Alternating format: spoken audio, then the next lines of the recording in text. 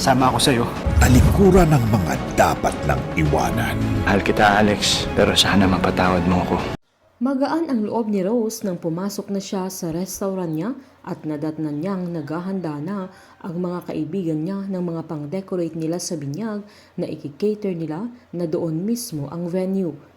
Kinumusta ni Luz ang kaibigan niya kung ano ang balita kay Sandra na masayang sinabi ni Rose na nakaya niyang hinarap ang pagkawala ng baby niya, na masaya siyang hindi siya tinaboy at sinigawan ng anak niya.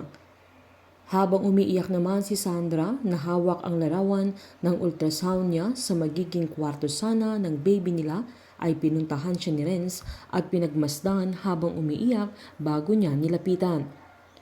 Habang nasa opisina naman si Matt ay pinuntahan siya ni Christina na hawak-hawak niya ang isang invitation kung saan sinabihan pa niya si Matt na inaasahan niyang sasamahan siya nitong tanggapin ang award niya dahil isa siya sa mga recipient ng Woman Influence Award dahil sa accomplishment niya sa isang foundation.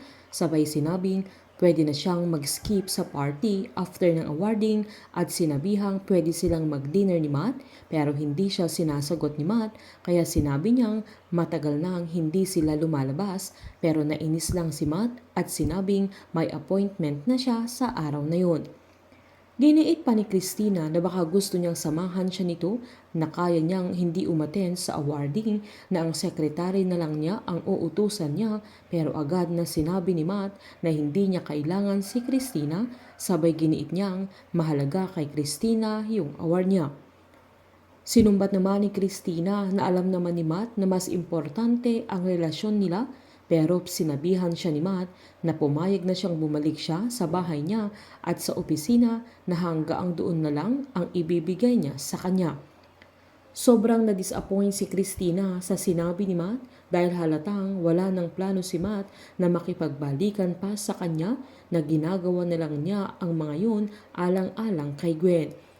Ginagawa lahat ni Christina ang pamamaraan upang masuyo niya si Matt pero desidido na itong hindi na makikipagbalikan pa sa kanya.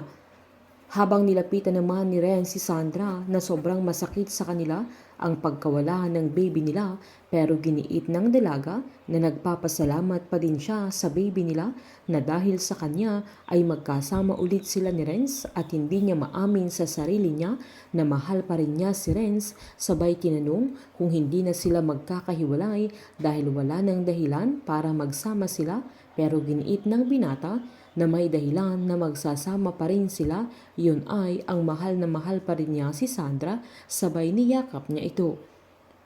Paniwalang paniwala na si Sandra sa mga sinasabi ng binata na hindi niya alam na inuutos siya ni Renz. Kapalit ng pagpapahirap ni Sandra kay Rose ay niloloko din siya ng taong mahal niya na wala siyang kaalam-alam na ginagamit pa din siya ni Renz. Nagawang paikutin ni Renz ang ulo ni Sandra pero hindi niya mapapaikot ang ulo ni Matt at Rose. Napagkasunduan naman ni Matt at Rose na magkukunwari silang tanggap na nila si Renz kaya magagawang patawarin ni Sandra si Rose. Maging ang kasal ni Renz at Sandra ay naiset na naman pero bago pa mangyari ang kasalan ay gagawin na nila Matt at Rose ang plano nila na pagpapanggap ni Rose na kunwari mahal pa niya ang binata at dito nila mapapatunayan na handa si Renz na iwan si Sandra kapalit ng pagsama niya kay Rose. Painit ng painit ang mga tagpo, sabay-sabay po nating subaybayan ang advance episode at ang nalalapit na pagtatapos ng Unbreak My Heart dito po sa aking channel.